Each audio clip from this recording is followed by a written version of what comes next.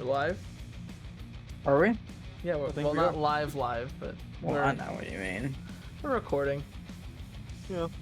Anyways, welcome to episode 2 of the Nitro Mayhem podcast with your two hosts, the lovely Squid, Hello. and then yours truly, the Lotus. And we have special guest today, Axel Steeples. Yeah. Fuck my voice. I went to say something and my voice immediately cracked. It's a great start to the podcast. You're starting off strong, dude. Starting off very strong, dude. Amazing start. It's okay. It's only being shown to the entire internet, so. I know. Yeah. To Not at that least many 100 people, maybe more at some point. How many views did the last podcast get? I think it's nearing 100 or 200 and something, actually. That's pretty good. That's a good chunk. Let me see. It's a really good start. I can go look. Uh-oh. It's nice having like a good following going into it, so we have hopefully a reliable group to actually watch it. Yeah. Yeah. I still gotta finish the first episode. That's what I need to do. Yeah, why are you on the show if you haven't finished the first episode? Well, I finished half of the first episode. And then I competed in DSL and won a title, and that's why I'm here now. Yeah. So. Well. It's one of the reasons why we brought you on, so you could talk about the title. And the titles, actually. Yeah, I was gonna say, and the titles. 5th title that he has received this past weekend. Which, congratulations on that, Steeples. That's not something easy to accomplish. It's fucking wild to have 5. I remember when I was the only admin that didn't have a title, and now I have more titles than any admin. Prawn doesn't count, but how many does Prawn have? Too many. I was gonna say most of the time when like anything happens, Prawn just doesn't count. Yeah, because he's an outlier. He's crazy. Yeah. Crazy. I was crazy once. God, no, we can't start this. We can't start this right now because we're on a podcast called Nitro Mayhem. Subscribe if you have not already. God. The shameless plug. The shameless plug. I will admit that was shameless. On the actual product. Yeah, on the actual product itself, no less. We have 75 subscribers. If you get us to 100 subscribers, I will personally send you a package containing bees. A package containing bees, out of all things you could have said. Yeah. You know what? Let's go with it. Anyway, Steeples, go ahead and talk about the you want to start with the first one? Yeah. Yeah. Go with both shows. Okay, I'll start with DSL. Actually, Steeples, before you talk about that, why don't you talk about what you debuted alongside some other people at the finals? I debuted 2 things, technically, at both finals. At the first finals, which I'm just going to refer to the first one being DSL's finals, I debuted a brand new Squid Ink theme, which was sick, by the way, Squid. You killed it with that. Reminded me a lot of the Bad Company skin from this past World Finals. Dude, that Bad Company skin was really good, but I'll check for a second. And then I debuted a custom chassis for the MTN finals, so that was really cool. Yeah. I'm really happy to see it actually competing, and it's not just in Blender or something. Yeah. I mean, it's not just a project that isn't picked up and used. It's like something that you can show off to the world that's really, really cool. Yeah. I mean, and the chassis, it brought home hardware to the team. I mean, we brought home 2 out of 4 titles, so... I was gonna say, there was so many of your guys' trucks just like at the top. Because, I mean, thinking about it, even though that you didn't win racing, going into it, you had Jake, which was on the new chassis, and Prawn in the finals for racing. Of course, Prawn won. Yeah, I got 6th in racing. And then after that, you won 2 other things with the new chassis, so... No, I only won 1. Oh, yeah, only won 1. Yeah, that's right. I mean, if we won, I count 2nd place in freestyle. I mean, it was still up there pretty high. So, I mean, like, it's not like you shied away from doing good. Yeah, that was This past MTN finals is definitely the best MTN finals I've had. I placed out of the 3 competitions I was in, I placed 6th, 1st, and 2nd. So Yeah. I had a really good finals in MTN. I also had a really good finals in DSL. I got 2nd, 1st, and I want to say 5th. Like I just had a really good weekend overall. So it was really nice and rewarding to Yeah. do good at the finals. And it takes a lot to be able to, keep that momentum up going into the finals. Yeah, It especially does. since we announced the merge, and then after we announced the merge, we went into The finals. Oh yeah, we need to talk about the merge because we We didn't do talk need about to that in the talk- first video. Yeah. We alluded to it. we did, but because like when we announced it in for the finals when it actually happened, we talked about how we were gonna have like all the stuff that's happening next season, and with that we were talking about how, because I know Lotus, you weren't there, we hinted very heavily that weather is gonna be a big part of it. Yes. And everyone was like, okay, that's gonna be cool, yada yada yada. And then about halfway through round 2, the server went down and we switched the map and everybody was like, oh my god. What did you do? And I thought it was just funny the way we set it up because no one was expecting it, and we told them that, oh yeah, by the way, if it's raining, be ready for it to rain in game. Yeah, if And it's it was raining raining at that in Yadkinville. location, if it's raining at that location, we will make it rain at the event. And we're also going to be looking at like specific times of chances of rain, so we can accurately kind of plot out whenever we want that to happen. And Yeah. like we're doing all this prep for rainy tracks, and literally there's a chance that we use none of them next season. They will be available after the season ends on BeamMonsters.com if you want to go download those maps. Yeah. Dude, that pack But- is gonna be massive. Oh yes. Well, they're gonna be individual though, right? Well, we're Well, actually yeah. going to package them so that you can just download one zip file and have access to all 4 versions of the map. Yeah. Yeah, that'll work good. But it's gonna be nuts, dude. Next season's gonna be really fun. I feel like. It's Oh, going to be yeah. in for the long haul, especially with the point series being drawn out by a little over half a year. It's going to create some Dude. interesting sort of balances where you have to stay consistent, and if you do not stay consistent, you will fall behind. Yeah, and I think the real crazy thing is going into next season, we're gonna be having so much new stuff come to it. Like we're gonna be having like all new trucks, i.e., like chassis and stuff. Because I mean, I completely have reworked my truck.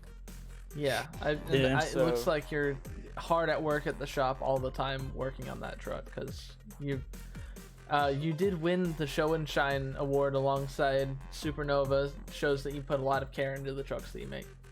Yeah, and I'm really happy with how the Wagoneer that I made has come out, and it really sucks because I don't know what I'm driving. I don't know if I want to run the Ram Charger the first of the season like I planned on, or if I want to run the Wagoneer for the first season like that. It's up in the air right now.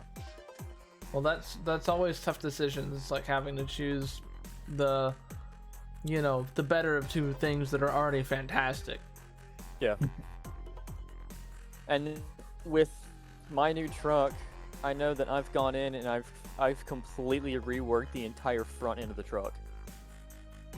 And Which did you was do to rework needed. it? I moved around a bunch of bars, kind of made it more rigid, and just made it so it was more seeable. And Yeah. then I went through and fixed a bunch of like parts on it so they like are in the right location. I kind of got upset because I didn't like there's support braces on the side of the frame that wraps around the engine, and I didn't like them. I like they kind of like they just seemed old, they didn't look good, and they were kind of like just pissing me off. And eventually I got to a point where I was like, you know what, I'm just gonna completely scrap it and make all new ones. And I just made new ones, and they're super flowy and they just go with the truck now. And then I also went in and I raised my supercharger filter up a bit. Worked on my headers, trimmed up the back. Just a whole lot of junk. Moved my hat. Added Those a are Holly tough things. EFI system. Dude, I love the hats in your trucks so much. You need to make it look like your hat in real life, dude. I'm telling you. It is. Oh, it is now? Yeah, I made it that hat again. That's yeah. sick. And I'm happy that I did that because before the old model was just really dog shit. And I didn't know exactly like what to do with it at the time, so like I kind of like was like, you know what? It's fine. I'm good with it, whatever. And then I kind of like went back to it and I've revised it and now I have like separate parts and everything like flows a lot better and now it's just super crisp and it looks identical to my actual hat in real life. And I'm happy with it finally. I love your hat in real life. It's so clean. I think it's funny you have a hat dude, of it's funny. yourself, which is... Yeah, we won't touch that. Well, it's funny because I've had that hat for 4 years. That's pretty cool. Uh, I wish love I it. had a hat with my own name on it. That'd be funny. I love the hat though. It's one of the coolest things I have. yeah. We all should like order custom hats for our teams and everything. That'd be cool. I want to get some crew shirts. I was gonna Crew say shirts would be cool, some crew too. shirts would be cool. We also, at some point, I would say, need to make a merch store for shit. Yeah. Because, Just need to find like a good, reliable source to yeah, one sell that them. won't steal our money. Yeah, or other people's money, Yeah, Yeah, that too. and also deliver good quality products. I know somebody who knows something about that, so I could probably contact them on how to do it. Yeah. That'd be good. And like speaking of things that So there's some leagues that gonna are be- selling, I think water bottles or something like that for like $40. But I mean, I Jesus don't want to say Christ. I don't want to say which league it is, but you guys already know. I know which one. league you're talking about. I Yeah. think. Yeah. Yeah. But speaking of new things for next season, like people are gonna have to build up an endurance for like competing. I feel like next season because it's gonna be like the same type of layout week in, week out. Yeah, they're gonna have to start Yeah. showing that they can really get these tracks down, practice them, and the more that they practice them, I mean, it kind of, in a way, kind of gaps that that skill gap. What we kind of have like a different track every week. It's a different racing style that you have to get used to. But if you're on the same style week in and week out, you're gonna be getting practice on that track no matter what throughout the whole season. Yeah, and it's gonna feel Yeah. more familiar every time that you get on the track. Exactly, and that 'Cause- leads to better results whenever you're racing. Yeah.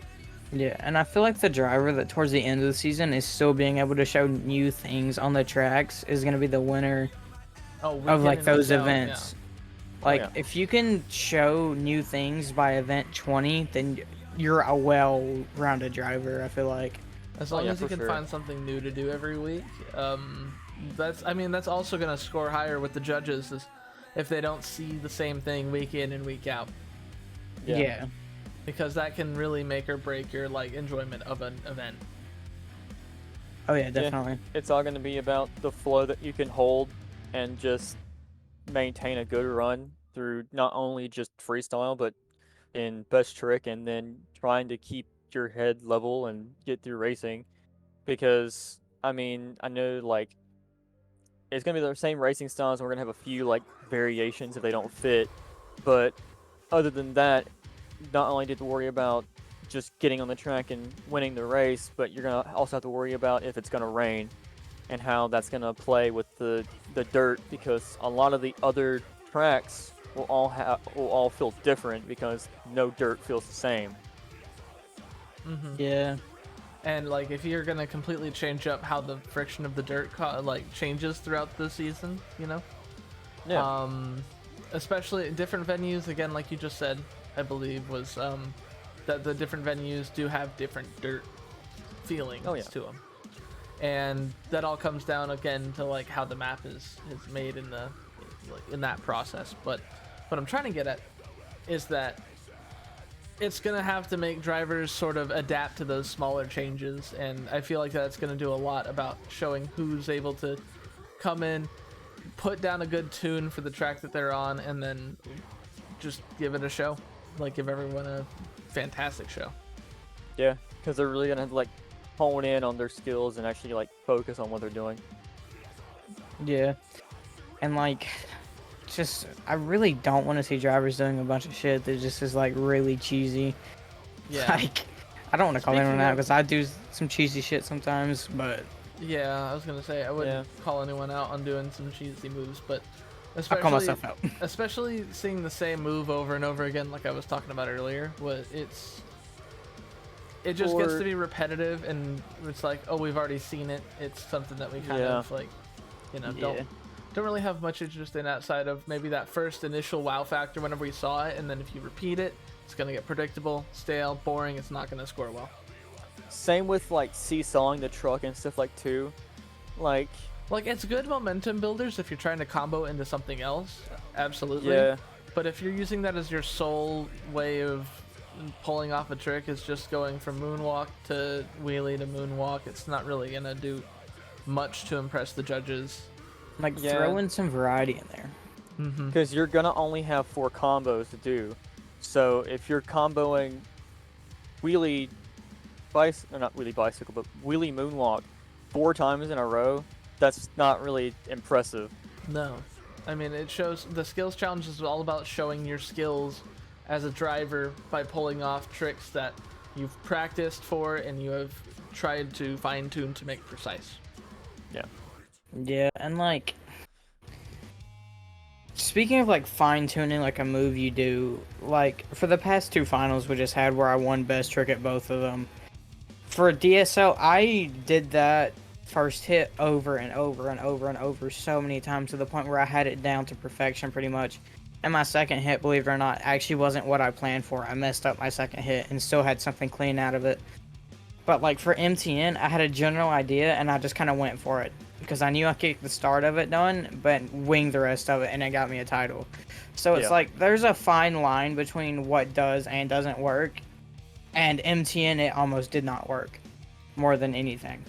Yeah, and But, that hey, also it plays worked. into the fact that there were 2 completely separate feeling tracks that weekend. Yeah. That too. Because And the you're going size from, of the stadium. Yeah, you're going from Allegiant Stadium, which is a pretty majorly big floor size. I mean, I would compare it to something like the size of Minneapolis US Bank Stadium. Yeah. It'd be Yeah, something about the like size. it's a pretty large size, and then you're going to Yadkinville, which is a bit of a smaller venue, which I know that getting an upgrade by the end of next season. Yeah. But Which is going to be pretty good. you're going from a hopefully. big floor size with some really good dirt, it's like nice and tacky, to Yadkinville where the dirt is a little bit more loose, and I mean, you also, whenever you're there, the stadium is again smaller, which allows less room for movement, less room for like tricks to do. So you have to be very both conservative with your run, but also you have to practice to see what works and what doesn't. Yeah, that, and also you had to worry, like everyone had to worry about going into the MTN finals and dealing with the sticky walls. Oh yeah. Literally, that- hitting that the was- wall once and you're done. Yeah, that was the biggest heartbreak of the night. The Spider-Manning that was happening was unreal. Because it was just so many trucks going out, and they were just think that they would have something, and then the wall Tap would the just suck wall. in. Yeah, and unfortunately that's something that sometimes we cannot control within BeamNG. It's literally out of our hands with how the models are constructed. Yeah. Just how the ball rolls sometimes with models. Yeah, pretty much. Yeah. It sucks. I know there's a lot of good models that happen to it, like,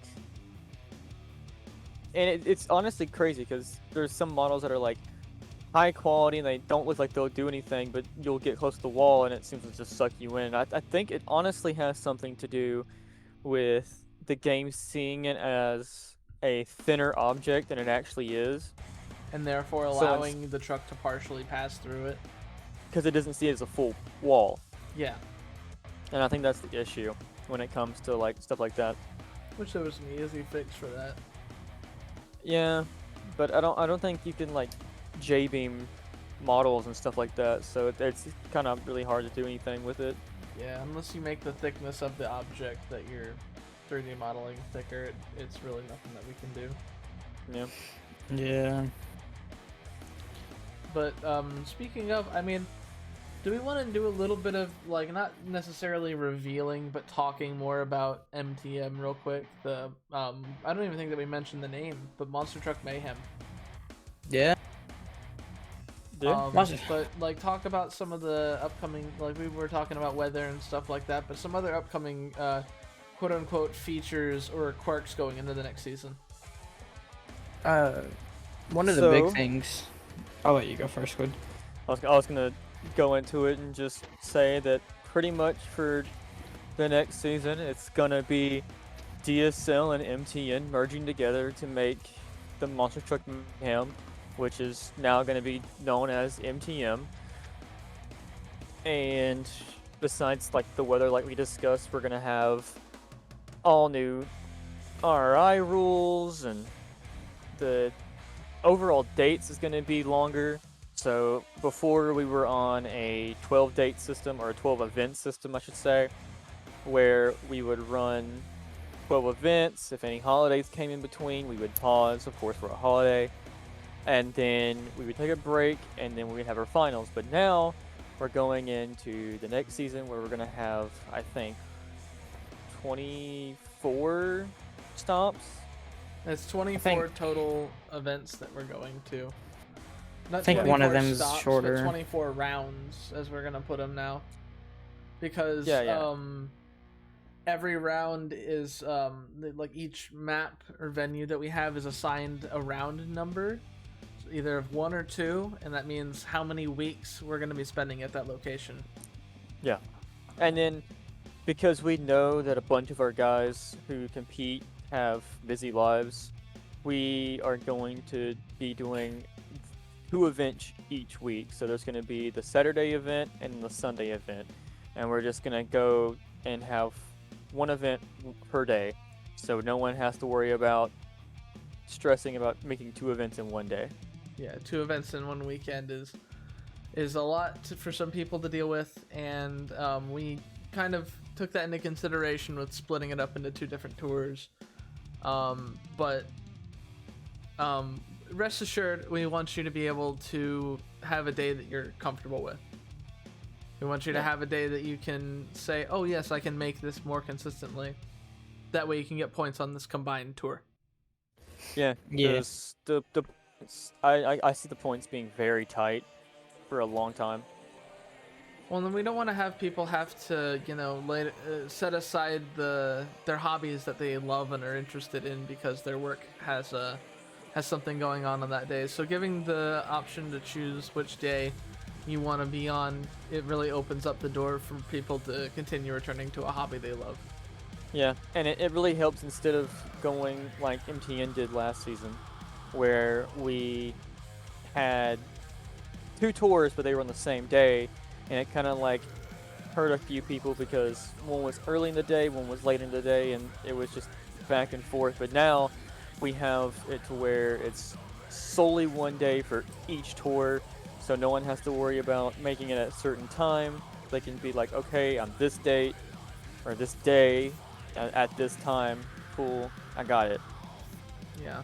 Yeah, I feel like that's gonna work a lot better as well.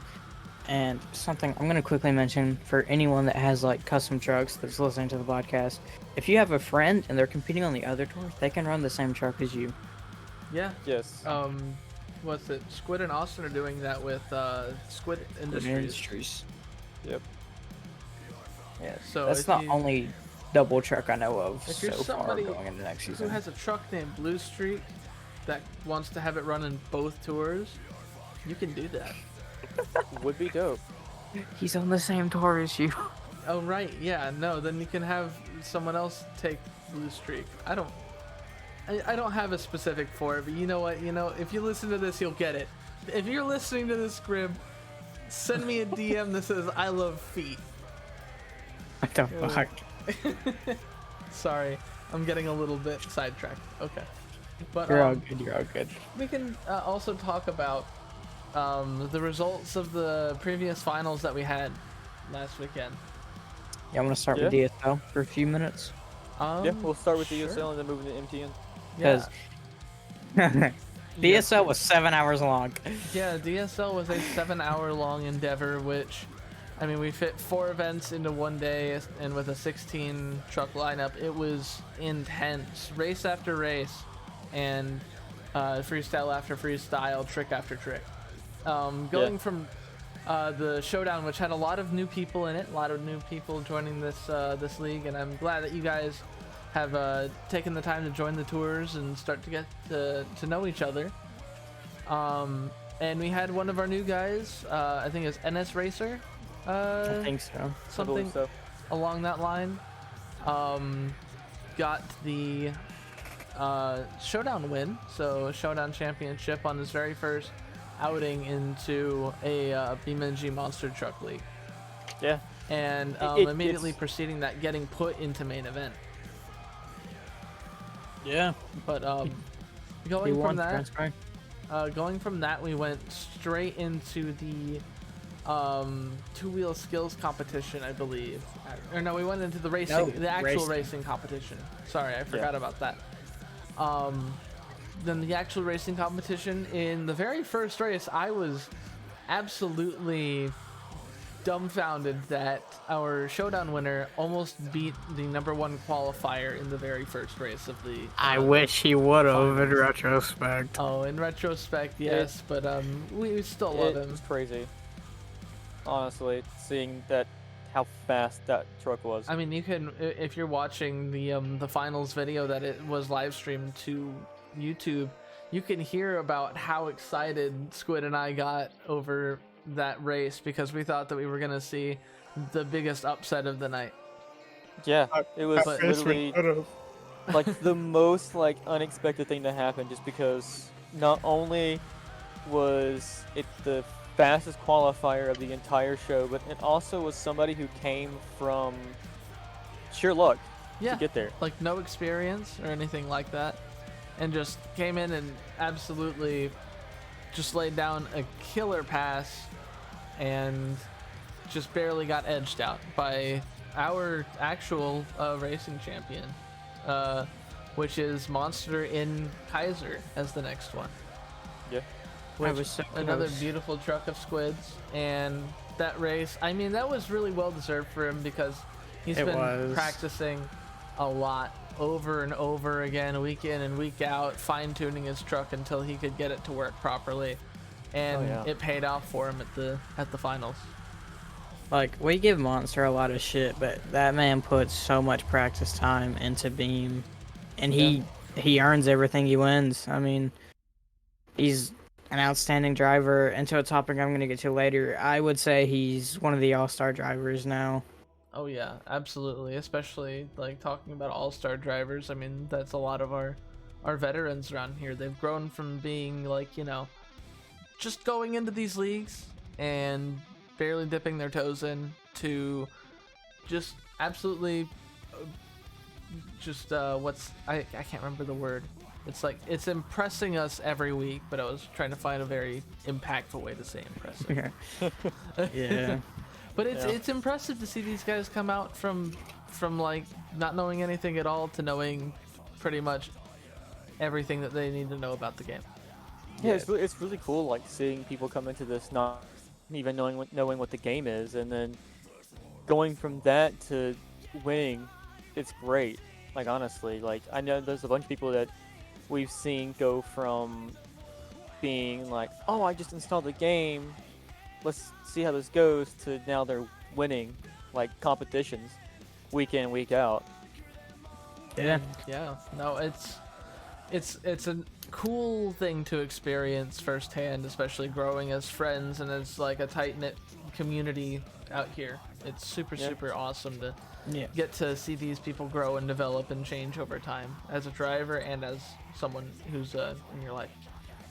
Yeah, but like back to the all-star driver thing, there's a few, like a large majority of people I would consider like all-star material drivers, but I only have 3 people I consider all-star drivers throughout the league now, because it's one league now. Yeah. And those 3 people are Monster, Prawn, and Austin.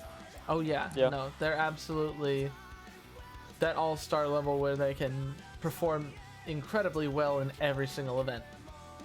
Yeah. Like, those 3 people are just insanely talented at the game, and like whether you hate them or not, there's no denying it. They're so good at the game, Yeah. and it's why they have championships. I mean, It's like when it goes back to like when everybody you can like say it like don't hate the game, hate the player. Oh yeah, and especially going up against these people is sometimes dreadful for some, but Me. overall, every time that you beat them, it just gives them more times to think of, oh, how can I improve this so that I don't end up making that same mistake next time. Yeah, and a majority of the people who are at the very top know how their trucks feel, so they will fine tune their truck to whatever they need to, so they can feel the best that they can. And I feel like that's one big issue that a lot of newcomers have coming into this Finding their because, footing. well, that and they also come into this and they think that they can just run just the stock box standard truck when all the other guys are running tunes that are Yeah. like set up for them to run at the highest game that they can run. Oh yeah, and especially I love seeing the kinds of tunes that people put together to just fine tune it to what they want as their driving style, something that suits their needs in momentum, their speed, whatever you're trying to achieve. yeah, I Oh, mean, yeah. like, I didn't even make the tune I use. Squid made the tune I use to this day, and it worked beauties for me the first time Squid made it. I just adapted to it, and I've just been consistent with it ever since, and it's led me to titles. So I mean, yeah, speaking of, we're getting close to that. Best trick in DSL was won by none other than W1 Painting or Hit the Painting or Jack Harnett Whatever. in Taker. Yeah. whatever And- it is. And yeah, no, I was surprised to see him come back and be the last one out. I mean, he was the one who competed in the most events out of anybody. He competed in all 4 main events, or well, all 3 main events, and then one of the showdown events because he was defending his title from the previous season in Best Trick, which Oh, he yeah. ended up defending successfully. He walked away with the championship in it. It was really cool to see. I can't really lie. During the Best Trick Showdown, I might have went and heated up food because I knew I was about to sit in for a long ride and had no other time to eat. So I have no idea what he did. I mean, if I was can good. remember properly, I think it was like a backflip or like a consecutive backflip to like sidewall or something like that, right? I think so. It was something I know crazy that off he the came- backflip ramp. I know that he came out and someone had done almost the same thing that he did before he did. Oh, but then he did it successfully. And then, well, they did it too, but they didn't do the consecutive. It was something like that, but it was really impressive, and I think it's cool that he has 2 titles now, coming in after last season just only competing in the finals to this season walking away with a 2nd title. I'm really happy seeing the new guys come in and actually win titles. Oh yeah, no, we'll even get more to that in MTN because there's a couple of people who are new time title holders. Yeah. Yeah. And then after that was our skills competition, and skills was quite the battle, I would say. I mean, everyone was trying to find a great way to use that track, and a lot of people could find good ways to use that track, but some of them may have lined up with other drivers a little bit, which caused a bit of a kerfuffle in the fact of trying to make sure that you were having something unique to lay down. And Yeah. someone who Yeah. walked away with something absolutely unique to lay down was our defending champion, who's in the call right now. I mean, needs no introduction. Yeah, like, sitting back and watching the skills competition, I had my hits planned out, and I knew that my hits were unique, and that was the big thing. Like, I worried about watching other people's skills hits, as they were just so similar to other people that had already went, and that's why I knew I had to just completely try something brand new and either successfully do it or fail it and not win. And I landed it and won. So, full sending it into a moonwalk definitely paid off, but Yeah. it could have easily ended very badly. Yeah, that was so The unplanned but perfectly chaotic enough to win. Yeah, because you didn't. We didn't know what you were gonna do off of that jump. We were just going over that jump and then tapping the brakes midair. We kind of were like, oh, is he just going for like a moonwalk or something like that, or not really for a moonwalk, but for like a stoppie, maybe your front flip off of that thing. But you laid it into the most smooth moonwalk I think I've ever seen anyone do off of the backside of a ramp. And speaking of trying to do a front flip off of that, I tried landing it with my back tires behind the hump so it would send me into a flip, but there was just too much speed going into it that it would just send me into the stands to the point that it wasn't worth it to attempt it. And like, go ahead. I was gonna say, No, you're good. You're good. it was But yeah, really, really incredible that you're able to. I mean, we have two title defenders from DSL. Speaking of, like, whenever we are doing this merger, I think we should also make sure to give everyone the role in the league server Yeah, we could for their update respective those. championships. I saw that earlier, and we still have season 2 stuff like lingering towards the top. Yeah. Yeah, we still gotta go through like the roles and get Well- everybody their titles officially, and then we gotta go through and we're gonna Organize. rework the entire Discord Yeah. And so we'll make everything's sure more that it's organized. yeah, we'll make sure that it's a nice, friendly user experience for both the people who are returning from the previous season and the people who are going into next season. Speaking of, we need to finish up what our what's it? Freestyle competition was. Yeah. We finished the freestyle competition. Tons of insane runs, a lot of them laying high 20s to, I mean, the highest scores that we got were 30s, and that score that won was 30, taken home by none other than Henry Austin III, or H3, and also getting Rookie of the Year. This is his first time, I think, in DSL, and he was in STSL before, I believe, as a competitor over there, but Yes. has moved over to DSL, and his first season here walked away with a freestyle championship. Yeah, It's- I'm really happy that he's moved over to, I guess, MTM now since we merged. But seeing him come into MTN and DSL and just fucking excel at everything. He I mean, dominated. he's a little rough when it comes to racing, but He can be other very than that, like it's- back and forth with racing. He can either go out first or he can win the whole damn thing. I have a Yeah. funny story about racing H3. Actually, I have 2 funny stories about racing him. Oh, okay. The first one comes from MTN. I was racing him, and we had such a close race that we literally could not tell from reviewing the video who won, to the point we redone the race. And then my second story is I straight up broke off a tire off of a racing jump racing H3 in DSL. when was that? Sydney. Oh, right. I forgot about that. You broke it off whenever you landed because you landed in like a mud puddle really hard. I did. But what was I gonna say? Yeah, no, I mean, going up against H3 in those kinds of situations, I mean, leaves I'm trying to think of what to say. Blanking. I'm blanking. No, it's really just kind of goes to show that you never know what's gonna happen in any of the races. Yeah, that's the crazy thing about just getting into it and racing people, because you might think that you know the dude that you're lining up against, but you don't know what they've put into that track that night. Oh, and then you never know what kind of mechanical issues another driver is gonna have. I mean, Yeah. we have people who are giving up mid-race just for the other driver to have, like, you know, they blow a shock off of a jump, or they ended up in the wall somehow. It's like, you have Honestly, like people I did with quitting mid-race. BeamNG race in the DSL finals. Yeah. 'Cause even though that I won the race, I literally blew an entire shock. You blew an entire shock, and then that caused Steeples to come back to the semifinal, or to the actual finals. Lost front drive. Yeah. Yeah, I also lost my entire like hydro system in the front.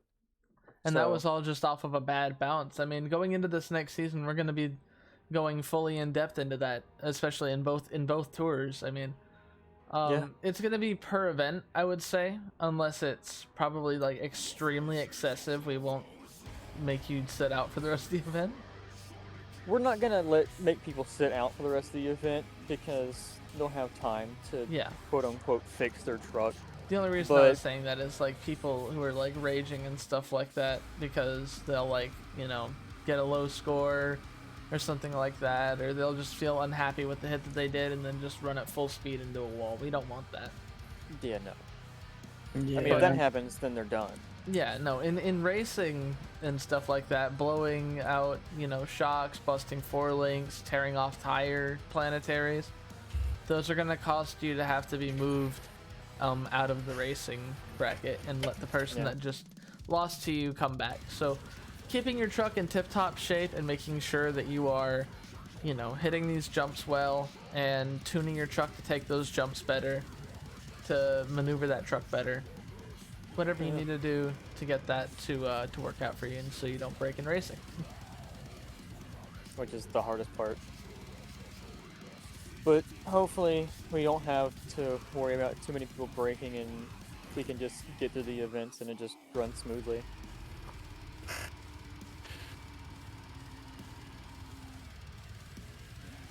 But yeah, I mean, events should be fine, I feel like, next season, because, I mean, we're not allowing as many people to compete in every show each weekend. We're only allowing 14 per show, so...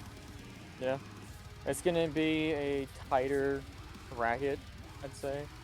But I feel like with a lower number like that, it seems more not only realistic, but it's more of a comfortable number that we can sit at and have people to be able to compete each week and have a tighter field to grow on. Oh, yeah. And, like, the tighter field, too, is going to make it where, like, you're going to learn your competitors and what they do, like, more consistently, I feel like, as well. And you're going to be able to learn, like, well, this person usually does this, so if I do this, it's probably not going to score as high because two people has done the same thing.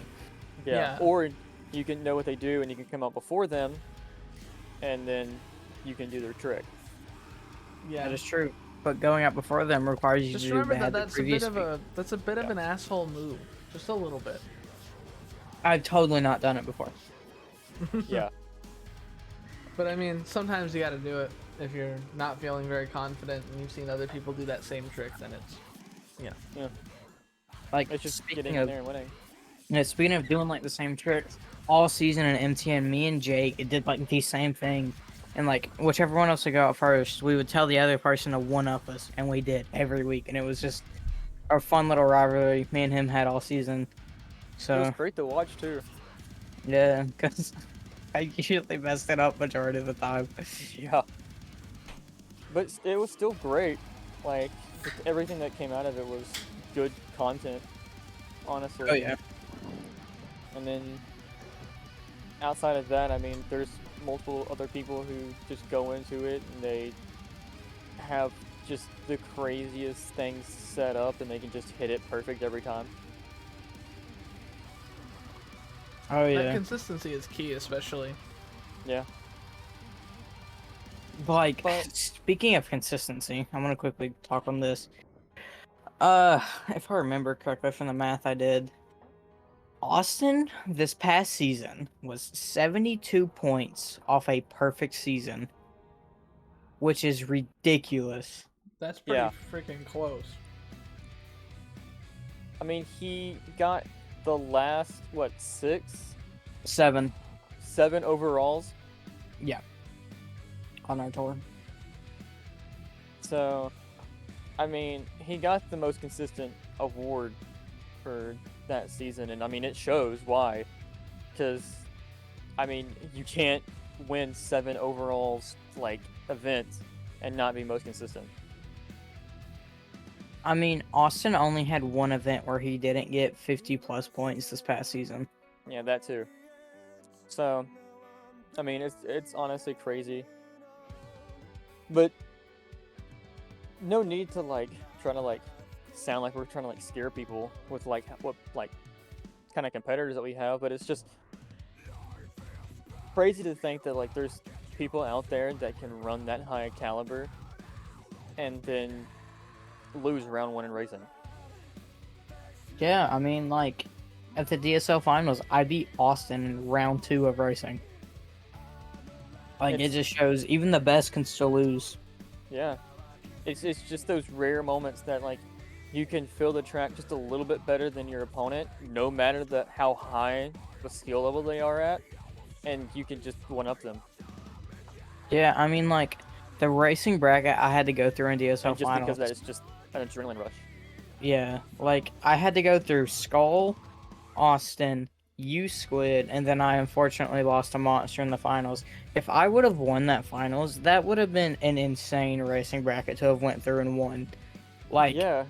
no doubt about it. Oh yeah, and you were facing up against some of our top racers from the whole season. Yeah.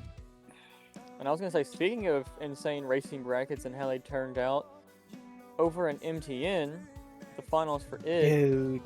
the racing was wild. It was absolutely wild. I loved it. Because I wasn't able to make it because of personal events that were happening. yeah, but It like sucked because just you made the going, map. yeah, just going into it though, it was just the final two, like I said earlier, I was gonna say, was maybe Jake and Congress Prawn, and it was crazy seeing Jake go through the bracket he had to go through. Oh yeah, and Jake I'm not is taking a always look saying at that that. he's not a racer, but this past season he has improved so much in racing. That's like been his main improvement throughout the whole season, because he's already, you know, an amazing person in freestyle and tricks. Okay, here's the people that Jake had to go through to get to the finals. He had to go through Keith in Headfirst, Monster and Evil Force, Skull and NEA Police, Nuts and High Caliber, and then he unfortunately lost to Prawn in the finals. Well, he went up against some of the best racers that we know. Yeah, Yeah, like that bracket that he went Because through taking out was Monster insane. second round, and then taking out, what was after Skull. that, Skull, that next round, and then after that, what was it? Who was Nuts. that one? Nuts. I know that I've played against Nuts a little bit, and all I know that he is a fantastic all-around driver, and not an easy person to go race against. yeah, it was honestly crazy seeing just how stacked of a bracket he had to go through, and he just went through them one by one by one. And each time that it happened, we just got more and more excited because it was some of the wildest stuff to happen. The underdog of the whole tour, in racing at least, I would say. I thought it was about really to come funny. through and win. I thought it was really funny because while we were live streaming it, the audience was telling us repeatedly that they wanted us to rerun the race. Because the first time when they ran the race, in the first round, they said if we both make it to the finals, we're going to do it in reverse. It was only them two that made that agreement, and they both made it to the finals. Yeah, Prawn they and both Jake. made it to the finals, and they were like, okay, well, since we made the agreement, let's do the race backwards. They did the race backwards. Everyone in the Prawn chat won. was upset. Everyone. Everyone was upset, so we reran the race, and then unfortunately Prawn won again. And I remember there was unfortunately. yeah, It's because like he wins. he seems unbeatable. He wins a 'Cause he title is in every unbeatable. league. He's unbeatable. Prawn is unbeatable. But I thought it was funny because there was someone in the comments who commented, and they were like, "I think we should keep rerunning the race until Jake wins." I seen that comment. I don't think that's the I funniest don't thing. think. Yeah, that was funny. But I think it was funny that the other people were getting super upset. They were like, "How are we supposed to know this if we're, you know, not you know, there's no commentary. Are we supposed to know that they're not actually taking that race seriously?" And the thing is that they could just, you know, join the server, but they were just instead watching from afar. Which, you know, if you're not in the server, what are you doing? Go to the server. I'll link it in the description. That and next season we're gonna have more live commentary, kind of like how we did in DSL. We just didn't have anything set up properly to run live commentary for MTN, so that's the reason why. Like, if we could have, we would have. It's that kind of thing. are we gonna do commentary every week or just like certain events? I feel I'm like gonna we're say gonna every go week. back and forth between like round 1 we're gonna upload the video of one tour, and then round 2 we're gonna do the footage of the other tour, and just I was gonna stagger it say- back and forth. We should try and get like 2 people from the opposing tour to do the commentary. Oh, you want to do it Yeah. live? Yeah, that. like live. And we How could y'all do did it that, for the yeah. finals. We could. Like Lotus and someone else could do the Sunday tour commentary, and It then would like make the editing a lot easier as well, because you know we can... me and Squid could do the Saturday one if I can make every Saturday. Yeah, Because I know Squid's streaming Saturdays. it would be really good, because then we can like go, you know, have 2 commentators from each tour that like, you know, are completely outside observers. Yeah. Going into that, and just that live commentary would be so much more of a raw feeling, because in DSL a lot of the you know, all of the commentary was pre-recorded. Or not pre-recorded. It was commentary over recorded after. pre-recorded footage. It was recorded afterward. And by doing live commentary, that's going to get some more genuine reactions and some more hype behind what we're saying and everything. Oh yeah, definitely. Yeah, and I think that have more of an impact instead of just being like, oh, we've seen this before. Yeah. Something that where you have to pretend to be excited for is not nearly as authentic as something that you're actually currently excited for. Yeah, and I think that's gonna bring a new level of entertainment to the shows. Oh yeah, and we're also putting a lot more production value into the next show.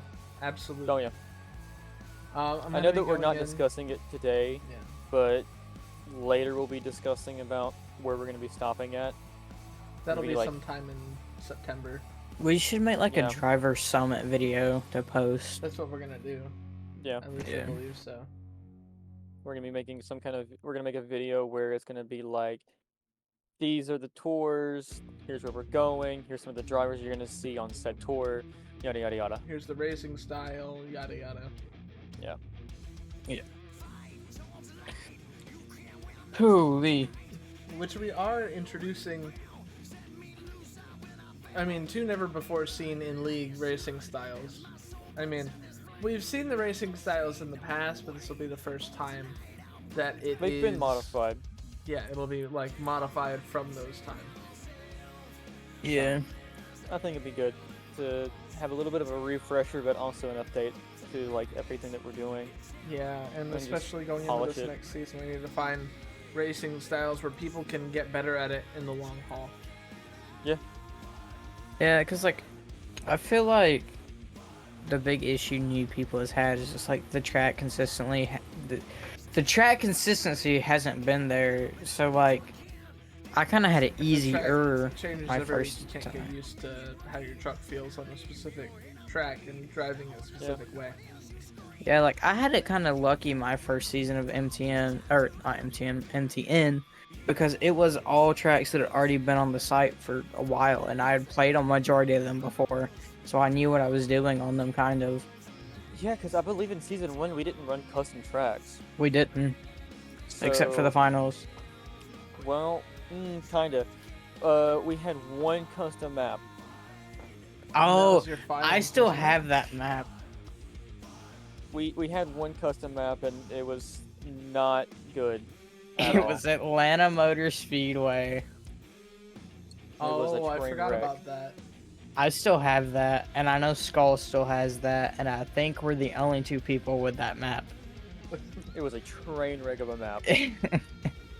But after coming out of that, we finally like sat down, went through the process, and we made the tracks for the second season and the third season. And I think that since we've moved to a more custom style of doing stuff, I think we're gonna stick with it from now on.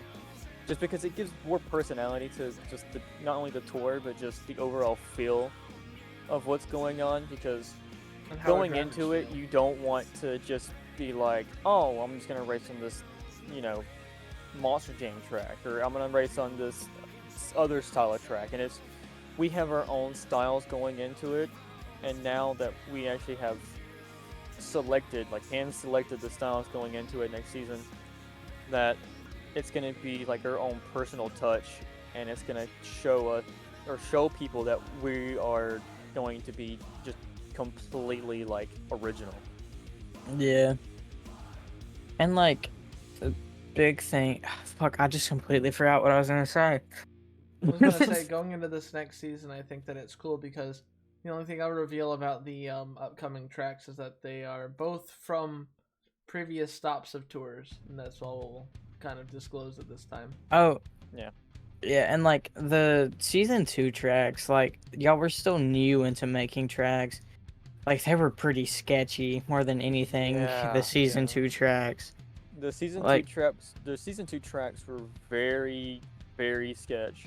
Just because Remember, when I we were won my going first into event it, on one we of them. just didn't know what we were doing. And half the time, either the ramps were too big, they weren't too big, they were at the right angle, they weren't smooth. And it was just so many factors going into it. And then I think the second grand finals that we had was at Sam Boyd, and it was just, No, it was a nut. no, it was at Glendale. Second grand finals was at Glendale. Oh, It the was first grand finals the was clay atrocious. Was it clay pub? I forgot The- what you okay. called it. I don't remember what squid called the second grand finals wrestling I lap, think but it I was know either it was that or World fun, Finals. and we should bring it back. It was Playfoot fun. was Yeah. cool, but it needs to be revised. It Oh, does. yeah. It It was needs to be sketchy, revised. but I It mean, was- like I said, everything was sketchy that season. Yeah. I mean, it kind of wrapped it all up into one show because it was really cool. Yeah, and then like It was, sketch. yeah. Then we moved on to season 3. Season 3 was better. That's because shout out to Clem, honestly, for some of the tracks from season 3. That man Yeah. killed it on some of the tracks for that season. Can make some really good tracks, especially making Dude, customs feel like they're actually love like his a Atlanta custom. official. Yeah, no. But Yeah, it was especially really if he nice. makes them feel like official tracks, it's so cool. Yeah, and like for anyone that's listening to the podcast that's not in the leagues, the customs that Clem made for season 3 aren't even on the Beam Monsters website. Yeah. They're just in everyone's mods folders that competed in. And Clem should honestly release some of them because they're really good customs. Yeah. They came out really good. I mean, if he still has them, I don't know. I mean, I know I have, I think all of them. I think one of my favorite ones from that season was probably Gillette Stadium. Yes, that is my Yeah. favorite all-time MTN track. That Is- was the racing on that was my favorite part. Oh my I was gonna god, say, is that the one I racing. won? Yes, I think that's the one so, where you yeah. won racing It and also best trick. featured. Yeah. Well, nobody who can see it knows, unless you're in the know, you know. But that's one of the racing styles. Dude, that racing style. Holy shit, you're right. Yeah. Yeah, But, that was such a fun some people, track. A lot of majority of people probably won't remember it because it wasn't a very highly attended event. No, It it was like was. 18 people. Yeah. Was it really? Yeah, Oh dang. it was like 18-ish. Might have been a little less, a little more. But yeah. But yeah. I was happy that I love it. won racing. I was going on like Yeah. the losing streak of a century, and then Well, that's kind of how you've been this last season, and now you're like Wait, showing up week in and week out. yeah. Lotus, do you remember what you did for the first time at that event? Which one? The Gillette event. What did I do for the first time at that event? For the first time in your life, you got drunk. Oh, Oh, yeah. right. That was the first time I ever drank. I mean, if we're talking about inebriation, I'm high right now, so I mean, that makes sense for people. I mean, I was trying to hide it. I don't know if it's very easily hidden. Sometimes I'm It's- trailing off, but I'm not doing too bad. You're doing really good. Okay. I feel like that's just like, empty reassurance, but I'll take it. Yeah, that was but such no. just a good event. That was a very Yeah. fun event. I mean, like my freestyle was a little bit, scuffed, but I really feel like I did good in skills and everything like that. I really like events like that because I know not only me feels the way, but like going into it and then like winning racing and then another one on top of that, it's just a great feeling. Because like I know that Steeples has done it. I know Austin's done it. I mean, Prawn has too. Yeah, Lotus has too. Yeah, I mean, Lotus it's a has lot too. of really, really fun kind of ways to like, get into that kind of stuff. I love how the only event I have doubled down at was a finals. No, you doubled down at DSL's first finals, which was, you know, you took a tiebreaker from me because you went literally one truck before me in freestyle. Quadruple down, Steeples. I have quadruple down. Oh, I right. forgot about that. You forgot about Arena Series. Yeah, Don't worry, I forgot too. Yeah, it was against DSL's gone. It's out of my brain. you. Deadly. Like, whether or not you can say it was a 6-person arena event, I went up against Lotus, Squid, Austin, and 2 other people. I don't remember their names, but that's still I think it was Jasper really competitive. and Wind, if I'm not mistaken. It was someone. It was some people. Yeah. But dude, Koi was at that event, and that was the event that we saw Koi do some crazy stuff. Like, I mean, I don't even know what the move would be called, but like tail slid it across the pod on the sidewalls. Yeah. No, that was Tacoma. That was the first event of the season. Yeah, that was the first event. You didn't quadruple down there. I forget where you quadrupled down at though. Albuquerque, New Mexico. My home state. Yeah, I took it away from you in your home state. I was gonna say that's the one where Lotus flopped. Yeah, he did. That was the one where I was just having a really bad time learning my wheel at that point. I went to that arena event, took one jump, took a bad bounce, and tumbled instantly. Pancaked it. Having a wheel now, I have so much fucking respect for you for going immediately into driving your wheel in a league. Because it's fucking difficult. Yeah, no, and especially, I mean, I showed that I had improved by the time that Houston came around whenever I doubled down. That was my first time ever doubling down, and it was on a wheel. Yeah. I don't even plan on running my wheel next season. I mean, you should at some point. I definitely will at some point, just not next practice season. a little bit more. I also plan on getting a wheel and competing with it at some point, but I want to get good practice with it first. Yeah, because like I had a solid year's practice going into my first ever league. Yeah. Like, And it's now gonna be kinda a while. It's kind of like, you know, picking the training wheels off the bicycle for a first time. Yeah, it's just a complete reset. It's I something kind of brand hate new. how I got myself into doing leagues because when I got myself into it before I was doing it, I was just doing freestyles or like just playing around with the truck. I never did any like practice and racing or do anything like that.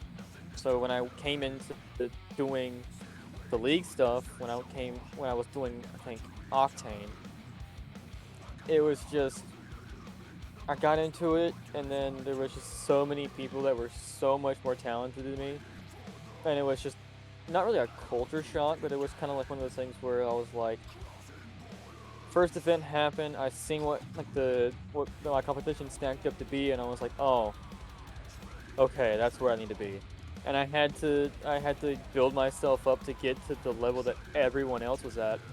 Because when I started, the people that I started with was literally the veterans that are here. I started with Austin, Dak, Spiffy. Yep. Going from like competing with them at such a high caliber, just right off the gate, from just no leagues to just that, it was really hard. Oh, and yeah, no, I joined MTN during its second season, and that was quite a shock to me. I'm gonna be honest. That was quite a shock to everyone because you joined at a time where there was more new people competing at your first event than there was veterans. There was maybe 5 veterans at that event, Lotus. So what I think the main thing that I was thinking is, I went into this not knowing how much Monster Jam and monster trucking in general has changed since 2011. Yeah. So imagine my shock and horror whenever I figured out there was another competition in the middle of the event, which was based on this thing that I had no concept of called two-wheel skills. Yeah. Yeah. To a something that is called best trick, but is also technically two-wheel skills. But it's called best trick because it's like more crazy. inclusive of all the tricks. But going into that, and then I was like, well, I got to do something. So I attempted a front flip twice and flopped both times. Yeah. But I mean, it happens, dude. Well, It yeah, happens all and the then time. that very next event, I learned from that mistake. I did more research, and then I immediately, my second event in, won a best trick title. Well, like, I think it's funny because, like, when I got into, like, doing the leagues and stuff, the first person that I, like, fully became friends with was Dak. And I That remember, like, friendship we was would lasted. go, yeah, it's lasted so long, and we've become, like, really close, and I really enjoyed having Dak being one of my friends, one of my closest friends, I could say. But it was just really fun going into, like, the events for Octane. And instead of us going into it being like, okay, we need to focus on racing, this is how the racing style is, yada yada yada, we completely threw out the window and we were like, okay, so what we need to do is if we go out here and we hit that ramp a certain way, we can front flip that ramp. And like every time that we would have any event, we would just plan front flips more than anything. Yeah, and I mean that's the cool thing that you can do whenever you're practicing this kind of stuff is you can see how your stunts are gonna land and plot out what you want to do, and it's something that you can easily get the hang of. Yeah, because I remember one event that we had. We went to I think it was Tyler County Motor Speedway, and Yeah, I was at that I think one. no, you weren't because Wait. you're not Octane. Oh, not an Octane. I thought you meant MTN. My bad. No, this is Octane I'm talking about, and I think I did a little better than Dak when it came to racing, and we both planned on doing a front flip. He came out, he did his run, he did his front flip, and I was like, well, I still want to do my front flip, but I can't just like go out there, do my run, and then do a front flip. I gotta like do like something more spectacular.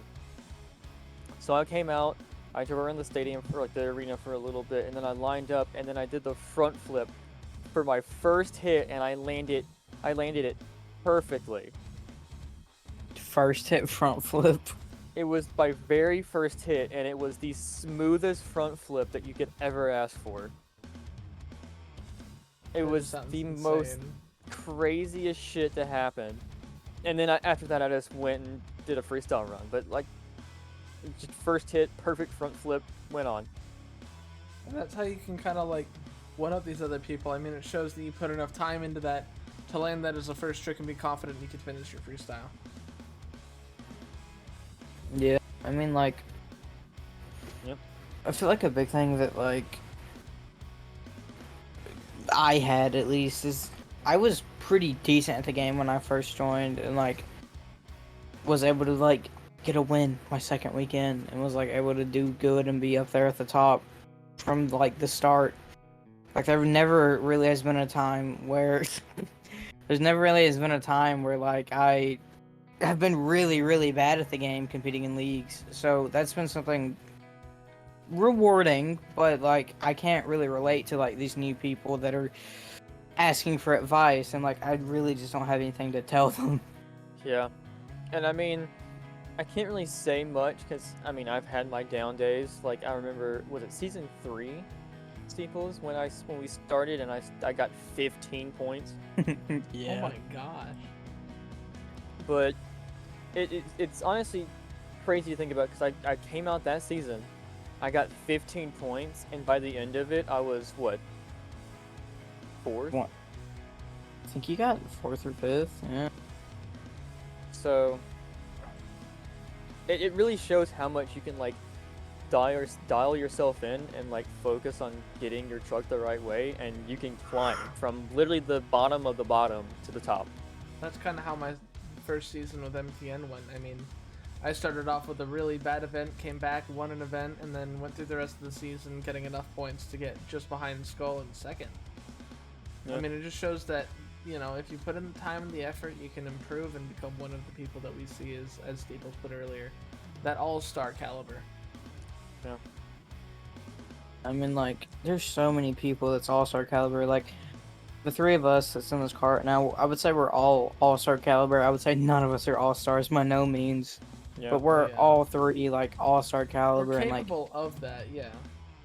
like We're it's just the capable of getting there, consistency but factor. Yeah. It's that consistency factor because I mean the other people that you mentioned earlier consistently week in and week out get high points. Yeah, I mean, like, there's other people that I feel like would be, like, so much further up there in, like, the caliber, like, if they could just show up more, like, Dak. Even though I said the showing up part, Prawn, he shows up, but when he shows up, he literally almost sweeps every event, so he's all-star caliber. Yeah. And there's, like, people that don't show up anymore that, like, I feel like would be really good if they showed up again, like Joey. Like, Joey was so good. Spiffy, I think, is coming back for, like, the 17th time. Yeah. But it's looking back and seeing people and how they perform and just being like, damn, they're really good. Yeah, But and it then, just kind of sucks because those same people are those same ones that can't compete week in and week out, or they have something come up, or they just can't compete anymore. yeah, and then there's people that compete for a season, were, like, climbing the ranks, getting better and improving, and then they just dipped after that season. Yeah. Which is unfortunate to see, but it's whatever. You never like to see it whenever somebody that's new to a league has to dip out and not be able to compete anymore. It's honestly something that just kind of puts it just puts a frown on all of our faces because we want to see you do good and have fun with your hobby, but then something in your personal life doesn't really allow that. Yeah. Yeah. You really hate to see it, but it does happen occasionally, and you kind of like got to accept it, which sucks, but it's just the way it goes, and just shit happens. And yeah, life is something that's unpredictable, and we try our best to accommodate in any way that we can if people's lives are getting in the way of things, and it's just we hate to see them have to like leave or not be able to compete. It's always a fun time seeing people, new and old, compete in these leagues. Yeah. Yeah. Like, there's also people I see only compete at one event and then never see them again. Like Johnny. I've seen Johnny compete at one event, and that's it. Yeah. I don't even know if Johnny plays Beam anymore. What's it? You guys also had a World Finals 2 this weekend, which I did not go to, which, I mean, you guys should tell me some more about it. About what happened there and that kind of stuff. That didn't even happen because the person that's hosting its internet was down. What's that? The person that was hosting it, their internet was down, so The, couldn't run it. the MTN Finals? Oh, I thought you meant something else. No. Yeah, I thought you were talking about this weekend. Yeah. No, I was talking about the finals that you guys had for MTN. Yeah. Yeah, so I mean, we talked about racing already, but after racing we had two-wheel skills, which was the bottom half of the bracket. So that was pretty much what, 11 to 20? No. It was the bottom 5 people from each tour, because 10 people from each tour made it. And it was the bottom 5 from each tour, except for Jake, because Jake was defending. Yep. Jake had to come defend, and then after that, because not only did they have to worry about the rain in racing, that rain stayed for two-wheel skills. So it forced the drivers to have to adapt to that scenario. Yeah. And someone that the track conditions bit hard was my team owner, Dak. Oh man. Yeah, unfortunately, well, was This- Dak? I thought Dak was in best trick. No. I was in best trick. Dak couldn't compete in Best Trick because he had a few shows at the very beginning of the season where he couldn't show. Yeah. Dak was in two skills and ripped out his entire front end. Yeah, that's right. I was remembering him doing that, but I was like thinking of the freestyle map, and I was like, but where? And then I was like, no, there. Okay. But yeah, and then didn't we crown a new champion for Two Wheel Skills?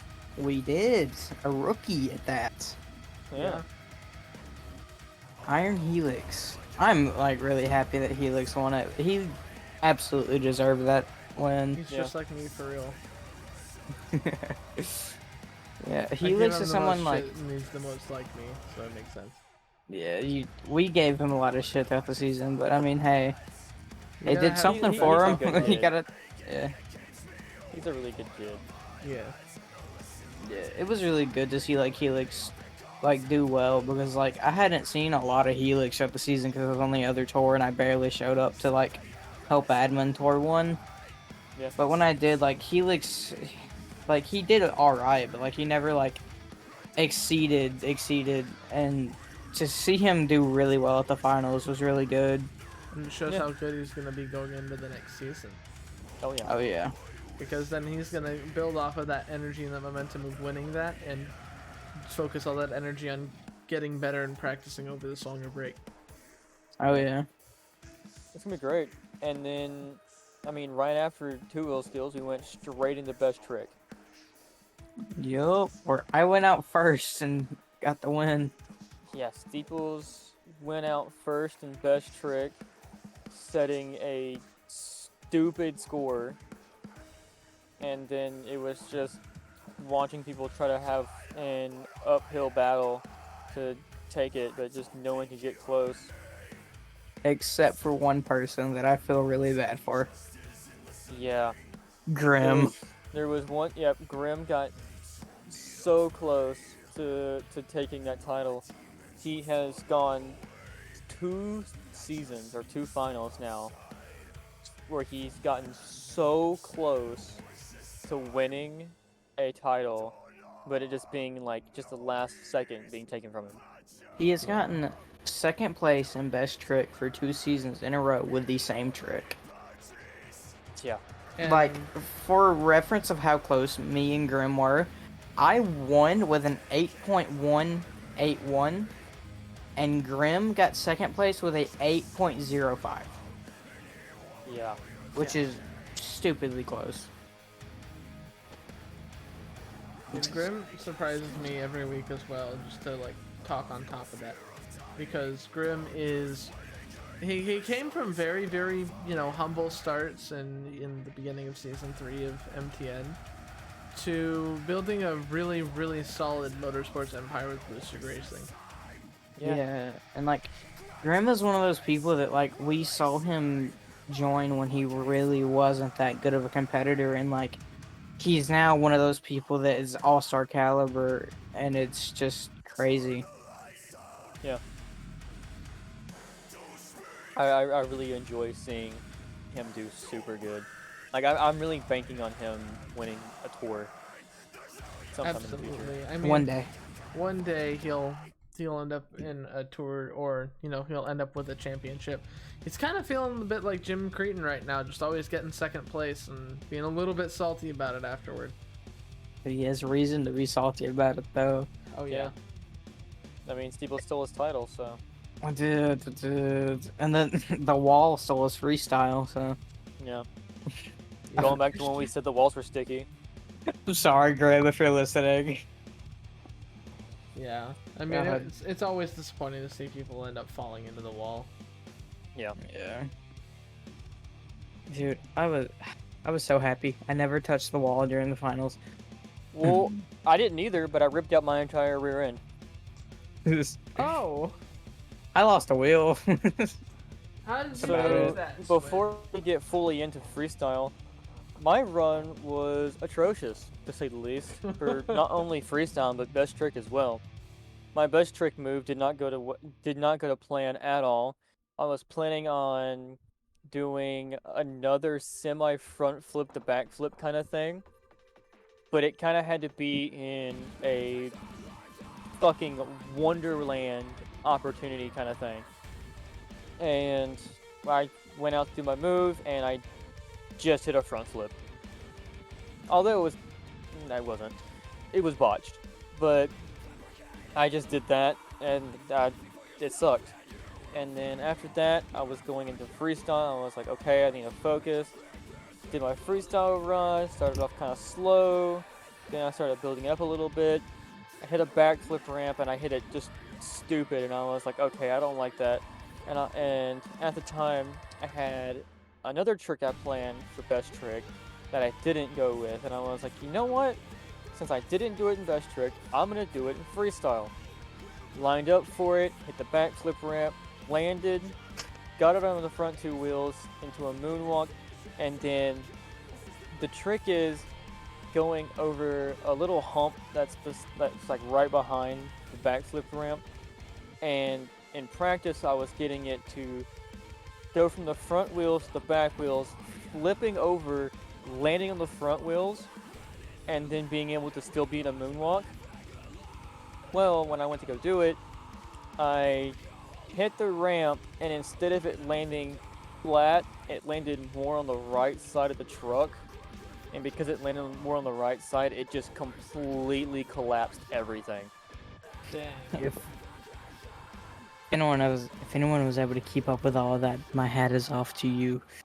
It's a lot of things to have to go through, and especially like, you know, whenever you're, like you said, mid best trick and then mid freestyle, just have your truck not be able to cooperate you. That's kind of tough, especially in a situation where that's the end of a season and a chance at a championship.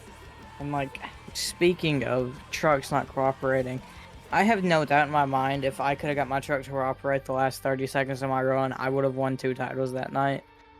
I Because was really hoping that you could have pulled it out, because I just got stuck in the fucking pond. yeah, you and Dak came out and set just incredible runs. Like, me and Dak went out third and finished third. Like, Dak killed it. Like, there's no arguing it. Dak absolutely killed it. I went out, I want to say 10th or 11th, and raised the bar even higher.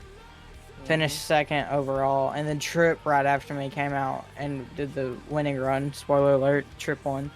We'll get to that in just a second. But like, I had such a good run going up into the last 30 seconds. I broke a tire off and landed in the pond and was just stuck there. And there was realistically nothing else I could have done. Like, I ended up getting on my sidewalls in the pond for at least 10 seconds out of the last 30, I think. Oh. And it was just, it was horrible. And then even the dirt mesh grabbed my tire as well while I was in the pond, which sucked. I ended up getting a cool flip out of it at the end, but it was just a really shitty way to end a really good freestyle run that still got me second place. Yeah, and I mean, even if that kind of stuff happens, it's all about finishing it with a big, nice exclamation point for everyone, so that they can have something to remember whenever they're scoring it right there at the very end, but also to be able to consider that rest of that run worthy of a win. Yeah, like, I started off the run like swinging too. Like, my very first hit Lotus was a handspring. I full sent it to a handspring. Like, it was such a good run going. It was a really good run, and it just, the tire robbed me of a win. Yeah, unfortunately. That's what I can't be happened to complaining Squid too much. A little while back with the infamous tire explosion at the finals. Ooh. Yeah. And like, I feel like the biggest thing that I took away from DSL and the MTN finals being back-to-back days is that was like really a preparation for endurance that you're gonna need for next season, I feel like. Oh, absolutely. Because it was just 2 days straight of beam and only beam. Whew. But I can't wait to get into the next season, honestly. Yeah. Next season's gonna be so fun. It's gonna be really fun, and I think a lot of people are very positive and hype about it. Yeah. Because I mean, from a couple of questions that we got, it seemed like people were very, very on board with what's going on. Oh yeah. Yeah, a lot of people were excited when we announced the merger. that Sunday. Especially because, you know, it's two of the biggest public Beam Monsters leagues going into one even bigger league in its own. So, going into next season, we're gonna have hopefully just a ton of competitors ready to go. I mean, I would love to get enough competitors where we have to expand off of the 14 player limit. Yeah, we're gonna keep it as probably a 14 player limit to kind of make it so that, you know, those people who did really well in the last week of racing kind of get a bit of a break going into the next week. Well, that and it's also gonna keep points tighter now because we're not gonna have the Up to 20. common 20 points. You're only gonna have a max of 14. It'll also keep more of the interested players that aren't, you know, going to dip out and cause lower player counts toward the end of the season. Yeah. Helps out with a lot of things, and I think it's going to be very good for the league. Oh yeah, definitely. Holy. I've ran out of the drink I had before we started this, and I can definitely tell it. Oh. But yeah, we should it talk about was- some more of the newer things, and also what titles were won and stuff too. Yeah, just to quickly go over the titles that were won again, because I know we've said them, but I'm just gonna go over them quickly one more time. Yeah. DSL Racing Monster, I got 2 wheel skills / best trick, whatever it was called. And then H3 got freestyle. I think that was right. Yeah, that was right. Yeah. H3 had an insane reverse midair move. It was with like his a truck. reverse flat spin, and it sent him perfectly into a flip that he landed at the very end. Yeah, on top of the step up as Yeah. well, which was just amazing. It looked like Then- his truck was like a flying saucer to begin with. Yeah. And then for MTN, Prawn, no surprise there, wins the racing competition. Then Iron Helix absolutely deserved his win. No questions about it. Got the 2-wheel win. I got the best trick win, and Trip also had a really, really good run for freestyle. Got the freestyle win. Trip absolutely had an amazing run. Just my Yeah. fucking tire wouldn't have broke off. It wouldn't have been Trips. But yeah, Yeah. I can't be super ungrateful. I have 5 titles, so Dude, I and guess I especially gotta let some people get one. with Trip, Yeah. it's like he'd been working so hard. I mean, freestyle's his bread and butter. Yeah, I mean he's been here for a year now. Yeah, It's crazy to think been here about. about as long as I've been around. Yeah, I mean y'all joined the same season. It's crazy to crazy think that thinking about- I've known you guys for a year, but it feels like I've known you for a lifetime. Yeah. Dude, I've known Squid for like a year and a half now. We've all Yeah. grown so tight as family. We talked about this in the last episode, but it's like that feeling of your friends and everyone having your back and helping you out. It's super fun. It's super Yeah. reassuring. Then you obviously have the opportunities to meet some of them in real life, and some of them you don't get the opportunities, but you will eventually. Like hopefully next year, Lotus. Yeah, at SoFi Stadium, we're gonna be hosting an MTM meetup, so kind of like Hopefully. maybe a big old Hopefully. group picture. Hopefully, if we can get people over there, that's all up to chance, though. Yeah. Yeah. Like I met a lot of people I didn't expect to meet at this year's real life World Finals. Like I did Yeah. not expect to meet Skinner. I did not expect to meet M1 Star Fortress, but hey, I met them and they were really cool people. So And Nathan. yeah, Yeah. Nathan was there. It was really Okay. nice just being able to see just a bunch of people who's in the community. Yeah. But And other then- than that, yeah, no, I mean, I can't think of anything else that we, And then, I mean, yeah. it's great though. It's And- nice. Just Yeah. having And there's- people. Then there's the recognizing people that you don't like and just quickly walking Yeah. past them.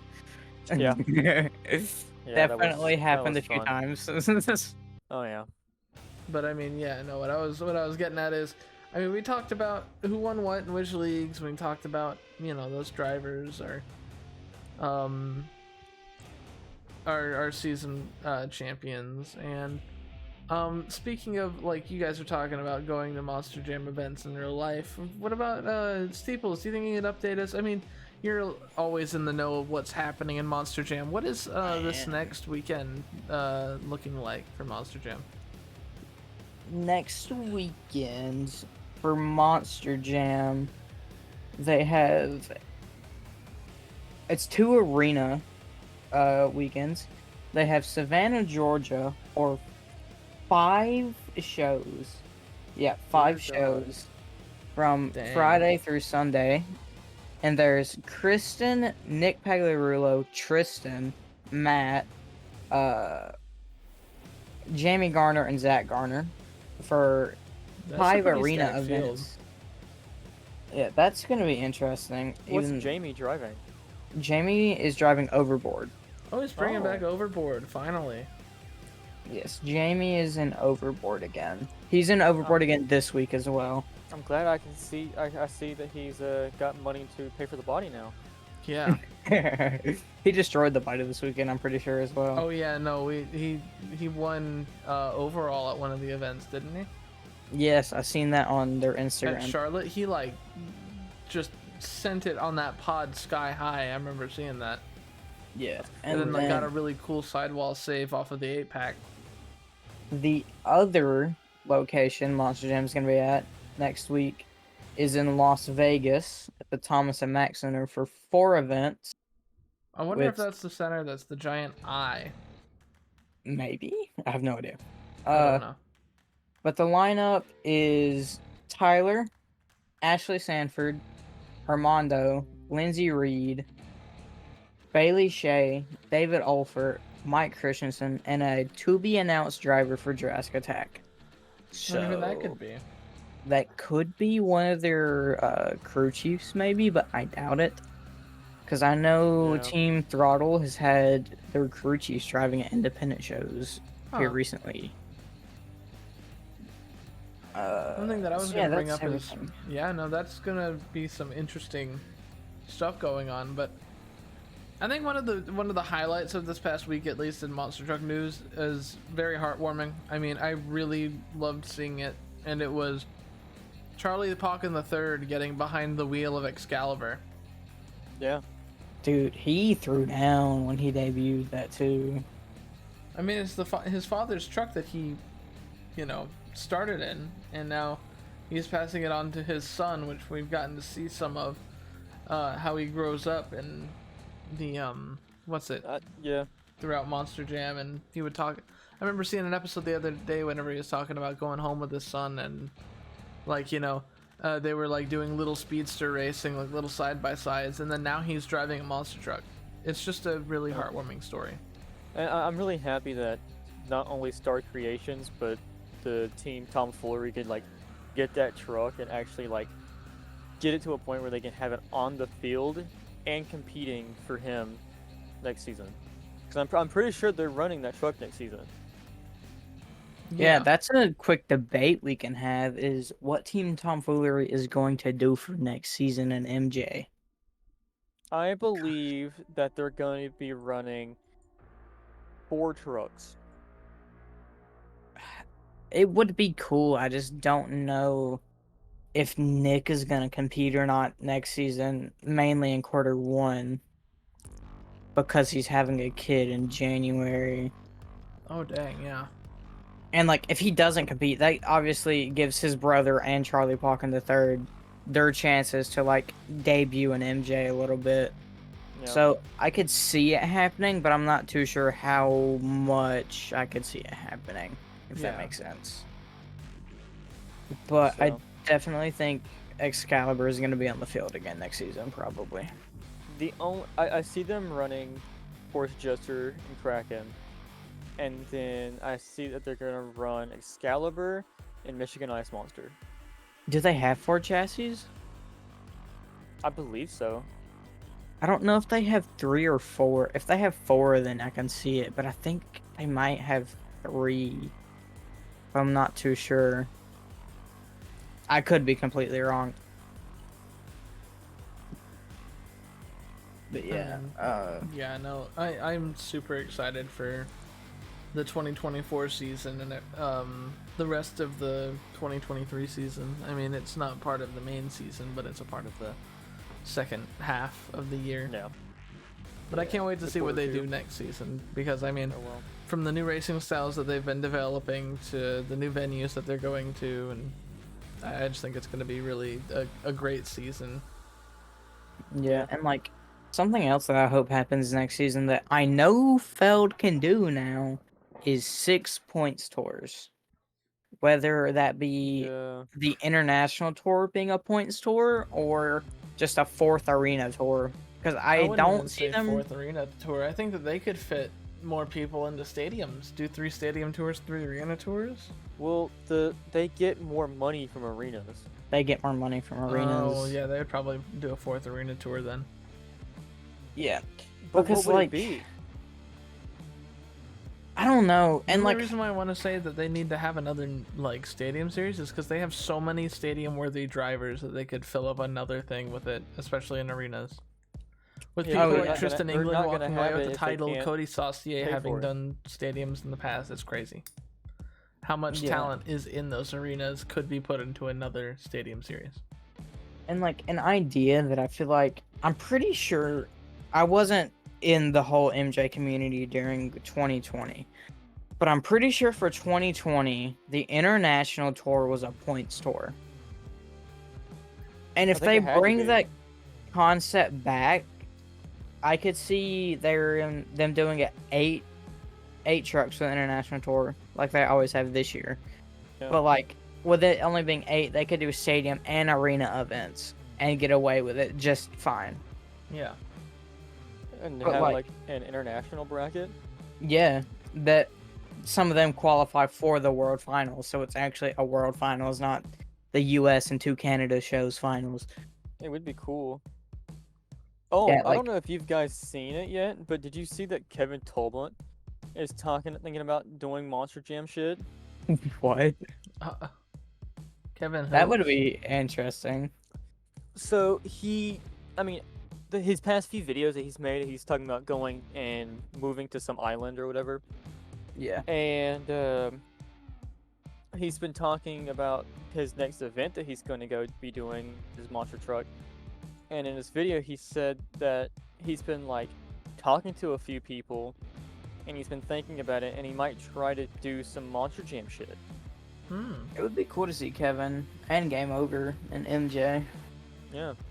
Because I mean, the same people that he talks to is the same people that's been in Monster Jam. Yeah. So, that'd be absolutely crazy. Yeah. And like, speaking of an international tour, they have like enough rookie talent this year where they could spread them out and have like a few veterans on like an international tour, like Brandon Arthur, Logan Ashland. They could drive on the international tour. I mean, Brandon already is. Matt Cody again. Blake Granger could be on it again. Chelsea again, realistically. Or even move some people like Charlie Pauken back over to stadiums and like him be on the same tour as Tom Fuller, so he's with the Sun. And move like Todd LeDuc over to the international tour or something random like that. Yeah. Or even like someone that's been in arenas to give them that international like feeling, so that they get some stadium but still arena experience, like Brandon Vinson maybe. Yeah. Or Weston. Nice. It would be really nice seeing Weston break out a little bit. Yeah. It'd be very nice.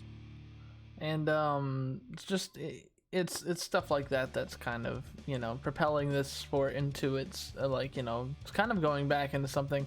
It's not exactly like it was in its heyday, but it's reaching the same kind of level that it was back then. I mean, especially with the organization that they're doing and with some of like the new rule changes that they're doing, it's really helping out Monster Jam as a whole. Yeah, and like someone I would really, really like to see get like a stadium break is Elvis Linez. Dude, Elvis Linez week in and week out at arenas has been doing phenomenal. I mean, I got to see him in Tacoma, and he won, I think, overall for that event because he got second in racing, and I think he won skills and lost donuts or got second place in donuts, and then I think he won freestyle because every other truck had broken down. Oh. But like that's But just yeah. at that point, you know, it's the Sunday night show, and you're like, you know, very end, just throw balls to the wall, see what sticks. Yeah. Yeah, like Elvis, when I saw him in person this year, he absolutely killed it. I mean, he got the overall at the first show I went to and seen him. Mm-hmm. He did really good, and like, there's also people coming back, or hopefully coming back to MJ next season, like Brianna Mahan. Yeah. Like, it'd be nice to see her again. I really want to see Whiplash back on the track. Whiplash would be so cool to see again. It's been a while, and I kind of like that truck. I remember when I seen the truck come back for the first time. I think it was at the finals. Like the finals that she was in, the last one. And I seen her. I was like, wait, she actually still competes? Like, I Yeah, completely forgot because she was locked to some arena. Yeah, she was on Weston's debut tour. Yeah. Which really slumped her. Yeah, and bro, the people she was competing against was, I want to say Chad Tingler, Shane Freed, Armando Castro, Weston Anderson, and Cody Saucier. That's an insane lineup. Oh yeah, absolutely. Just absolutely crazy. Yeah. But speaking of some of these like trucks that are your favorites, I mean, we do this section that we decided to do, Squid and I, on you know, finding out the drivers' favorite trucks, kind of picking their brain around a little bit. So I mean, Squid, I mean, if you feel comfortable asking the question, I mean, go right on ahead. Yeah. So, Steeples, since me and Lotus already asked each other and we have answers from the first podcast, if you guys want to know what those Okay. are, go check it out the first podcast and listen to those our responses. If you don't know them, then you're missing out on opinions that, you know, definitely matter. Yeah. But now we're gonna get Steeples. That definitely matters. But we're asking all the guests to come on the show. What is your favorite failed truck? Like Favorite failed any truck? failed identity truck. Okay. That rules out my answer, because I was going to answer the independent. But, Just- Well, we're gonna have an independent Give it time. next. okay. Favorite failed truck? And then you give a reason Feel why. free to deliberate, and then you have to give the reason why afterward. Yeah. Okay. I really like the stabilizer because of the Peterbilt body. It's really cool. Yeah. That's not a failed truck. I was about to say something and realized it's not a failed truck. I I also know like. exactly what you were talking about. Yeah, probably. It was I on also the really Squid like that we're talking Dragon, about, too. which is an underrated one. I feel like is Dragon. Well, I mean, that Dragon truck is really evolved cool. from Spitfire, didn't it? Kind of like that similar kind of body concept. I think the Think reason they so. made Dragon was because when they made Spitfire, It they was copywritten, wasn't it? they had shit ton of copyright shit they had to go through. So then And they they changed had- it to they had a- Dragon. Yeah, they had so much to go through. They finally got fed up with it and they changed it to just Dragon. And then after then, they went back to the drawing board and made a 3D body. That's cool.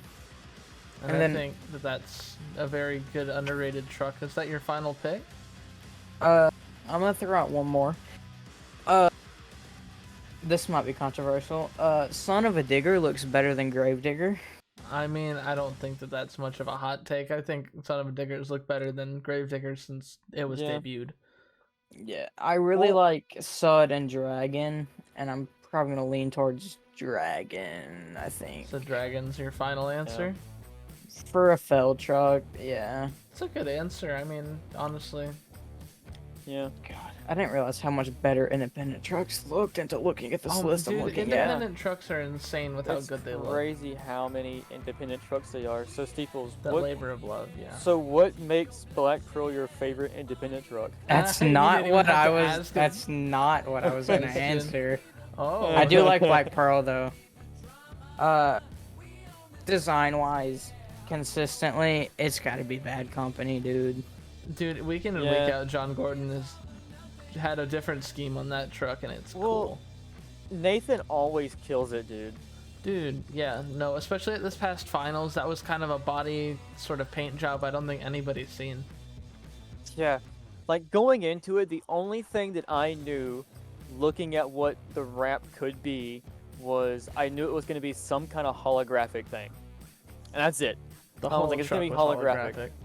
And when we finally seen it in person, and the whole truck was just that, like, iridescent, like, super, like, multi-chrome design. Oh, dude. There was no other truck that came anywhere near close to, like, looking that good at all. And Like, Dude, that yeah. was stunning. Pictures don't do this year's World Finals Bad Company justice, because the first time I had seen it was through a picture, and I did not like it. I did not like this year's Bad Company when I seen a picture. As you move in real life. And then when I seen that truck roll out onto the track in person, my mind immediately changed. That it's like- truck looks so fucking beautiful in person. Yeah, it's like 50 different colors in one truck. And then on top of that, I liked how it was the white and black background, like with like every color was turned to white, and then like just the outline was black of like the different designs. It was so cool. What I really liked about it was because not only did Nathan get the wrap for the body, he also did the sponsor plates too. That's super, super cool. So like everything flowed together. Like it was just one beautiful like sympathy of like just beautiful craftsmanship.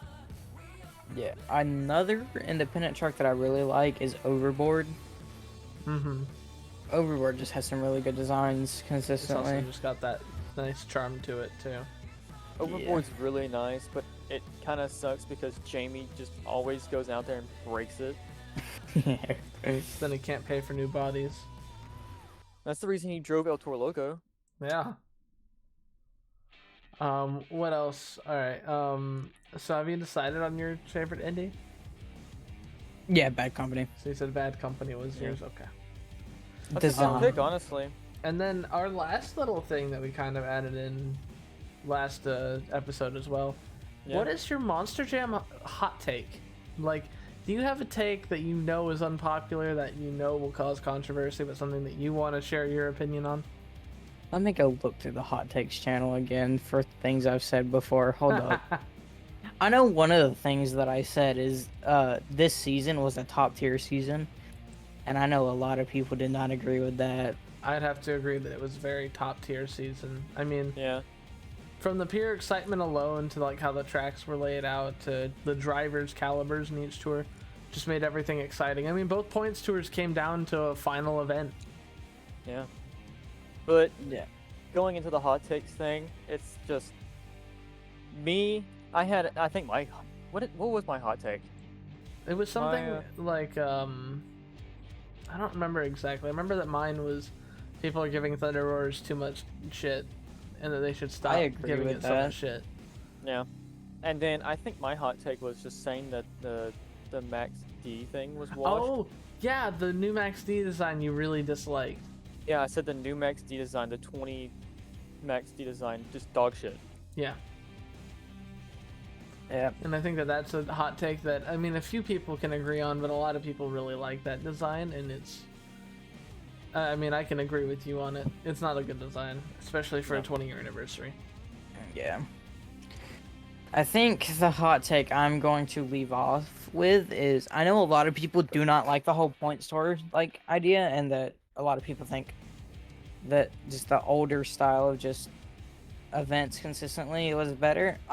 I think that point stores revived MJ kinda, and that I think adds point a very stores good are competitive a aspect. necessity. And if instead of just watching it for entertainment value, it's kind of more like not really a sport, but it's like It's a sport. It's a more motorsport. of a sport, if that makes sense, with a whole like competitive aspect to it. Yeah. And I'm sure it- that gives drivers more like drive as well. Oh Well, yeah. If you're 'cause- going from being a kid watching this to an adult watching this, now you have another thing that you can kind of keep track of to know how these drivers are, competing and Yeah. earning points in a full points battle throughout the season. Oh yeah, and that's gonna be my hot take. That point stores are better than no point stores. Yeah. Yeah. I mean, I can agree with that hot take. I know that probably not a lot of other people agree with it, but no, I think that that's a very solid choice for a hot take. Steeples, like another thing before we get signed off with this podcast is, what do you got going on in your life right now? What's going on? Yeah, in life, I have school starting back up in just under 2 weeks, so that's gonna be fun. Junior year of high school starting, so Nice. yeah, Fridays are gonna be full, so I won't be on a podcast for a few months. I think literally this is my last free Friday. No, I have the upcoming Friday, and that's it. Yeah, this is my last little bit of free time to do a podcast for a few months because I'm in band, so I have to be at every football game on Friday nights. Yeah. I mean, maybe you'll be back by the time that the evening comes around, but then you're gonna have to go to sleep probably because of exhaustion. Yeah. Yeah, I figure I'll probably be going to bed around midnight every day. And then So staying up a little late, but not super yeah. late. With that going on in your life, also about like your league life, what do you got going on in the virtual Monjam world? Driving Liquid Death again, on a custom chassis. So that's gonna be really fun. I really I loved hope. that truck in season 3. Yeah, really hope I can do good on the points tour. I have Clearwater going on right now. I'm in second for it. I should care more for it than I do. I mean, you But can yeah. probably win a points tour if you put your mind to it there. Oh yeah, I'm only 8 points behind, so it's definitely doable. Yeah. I mean, I guess that unless anybody else has anything else to ask or say, I think that's about the end of the podcast. I mean, it's about matched to the length of the other one that we had. Yeah. So 'Cause, I I think we're mean- doing good on time. So Yeah, we're trying to keep these about 2 hours or so in length to kind of keep you guys watching, keep you guys something to listen to while you fall asleep, something to listen to while you're like on a drive, or just working on maps, working on skins, something like that. It's just something for you to throwing something do. together, or doing something, just to kind of you can throw it in the background and be like, okay, cool, let's see what's going on. Yeah, and I mean, if we don't have any other questions, I think that probably does it for this episode. Yeah, unless Steeples, you got anything? I'll be back on the podcast in like 4 months. That's what I have. All right. Yeah, we'll try Well. and get as many episodes released and everything like that. It's been a difficult process to get this stuff up on Spotify, but I swear I'll do it as soon as I can. It's a bit of a different way to get this uploaded, so I gotta get that taken care of. Yeah, hopefully we'll get that up there so you guys can listen to Spotify as well. But Yeah. I think other than that, we can just say our goodbyes. Yeah, I mean, nothing else to say is to see you guys later. See ya. See you guys.